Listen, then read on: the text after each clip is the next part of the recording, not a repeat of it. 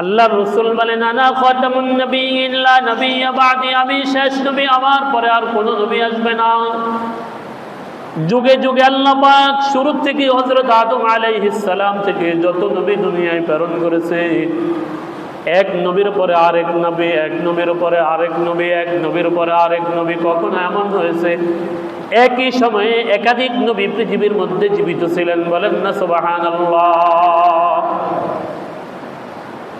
কিন্তু আমার আপনার নবী হলেন तमाम পৃথিবীর জন্য আল্লাহর রাসূলকে আল্লাহ তাআলা রহমত বানায় পাঠাইছেন। আল্লাহ পাক ঘোষণা দেন ওয়া মা আরসালনাকা ইল্লা রাহমাতাল লিল আলামিন। শুধু তাই না মুসলমান ইমানদাররা, আল্লাহ রব্বুল আলামিন দুনিয়ায় যত নবী পয়গম্বর পাঠিয়েছেন, নবীরা যাওয়ার পরে তাদের কিতাবটা পরিবর্তন করে ফেলেছে উম্মতেরা। তাদের শরীয়ত বাতিল হয়ে গেছে, তাদের শরীয়তকে তারা পরিবর্তন করে ফেলেছে যার যার মন মতো করে, সুবিধা মতো করে। যেমন তাওরাতের মধ্যে তাওরাতের অনুসারীরা পরিবর্তন করে ফেলেছে, ইনজিলের অনুসারীরা ইনজিলকে পরিবর্তন করে ফেলেছে। আল্লাহু আকবার। কিন্তু আমার আপনার নবীকে আল্লাহ তাআলা শেষ নবী বানায় এমন মুজিজা দান করছে, কিয়ামত পর্যন্ত আর কোন নবী দুনিয়ার মধ্যে আসবে না। বলেন না সুবহানাল্লাহ। কিন্তু কিয়ামত পর্যন্ত আল্লাহ তাআলা আল্লাহর রাসূলের উপরে যে কোরআন নাজিল করেছে, কিয়ামত পর্যন্ত আল্লাহ পাক কোরআনের মধ্যে কোনো পরিবর্তন কেউ করতে পারবে না। বলেন না সুবহানাল্লাহ। দুনিয়ার মধ্যে আর কেউ নবুয়ত দাবি করতে পারবে না। নিজেকে যদি কেউ নবী বলে দাবি করে, তো আল্লাহর রাসূল বলে সে হলো মিথ্যাবাদী, কাফের, বেঈমান। আল্লাহর রাসূলের পরে কেউ পৃথিবীর মধ্যে কিয়ামত পর্যন্ত আর আল্লাহ পাক কাউকে নবী বানায়া পাঠাইবে না। বলেন না সুবহানাল্লাহ। কিয়ামত পর্যন্ত, এই যে আজ পর্যন্ত 1450 বছর পর্যন্ত নবীজির শরীয়ত, নবীর উপরে নাজিলকৃত আল্লাহ পাকের কোরআন বিদ্যমান। আল্লাহর রাসূল বিদায় হজের বাসনের মধ্যে ঘোষণা দিয়ে গেছেন যে আমি তোমাদের কাছে দুইটা জিনিস রেখে গেলাম, একটা হলো আল্লাহ পাকের কোরআন, আর একটা হলো আমি নবীর সুন্নাহ। যে কোরআন আর সুন্নাহকে আঁকড়ে ধরবে, কিয়ামত পর্যন্ত আমার যে উম্মত কোরআন আর সুন্নাহকে তার জীবনে বাস্তবায়ন করবে, তার জীবনে কোরআন আর সুন্নাহকে সামনে রেখে জীবন যাপন করবে, আমার ওই উম্মত পথভ্রষ্ট হবে না। বলেন না সুবহানাল্লাহ।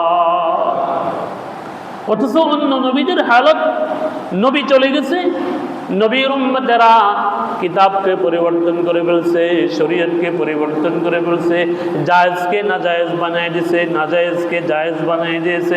এদের খেয়াল খুশি মতো যেটা তাদের কাছে ভাল লাগছে সেটাই করছে। কিন্তু আমার আপনার নবীর উপরে আল্লাহ পাক কোরআন নাজিল করে, আল্লাহ পাক কোরআনের জিম্মাদারি নিজ হাতে নিয়ে নিয়েছে।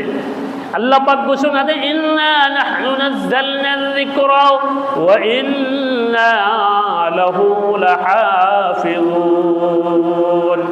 আল্লাহ পাক বলে কোরআন আমি নাজিল করেছি আপনার উপরে, এই কোরআন হেফাজতের জিম্মাদারি আমি আল্লাহ পাক রব্বুল আলামিন আমার নিজ হাতে রেখে দিয়েছি। বলেন না সুবহানাল্লাহ। এই জন্য সারা পৃথিবীর কোরআন বিরোধীরা, আল্লাহ রাসূলের বিরুদ্ধে আচরণকারীরা কিয়ামত পর্যন্ত চেষ্টা করবে, কিয়ামত পর্যন্ত মেহনত করলেও কোরআনের একটা জের জবর, কোরআনের একটা নকশাকে পরিবর্তন করতে পারবে না। বলেন না সুবহানাল্লাহ।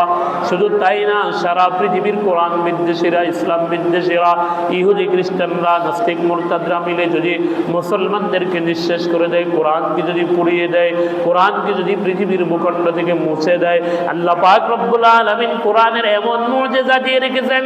আল্লাহু আকবার। এত বড় কোরআন, এত বড় কোরআন, যে কোরআন 30 পারা 114টা সূরা আছে, 6666 আয়াত।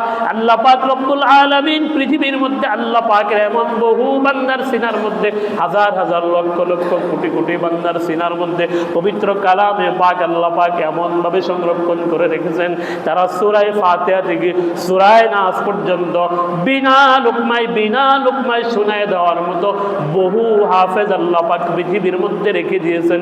বলেন না সুবহানাল্লাহ।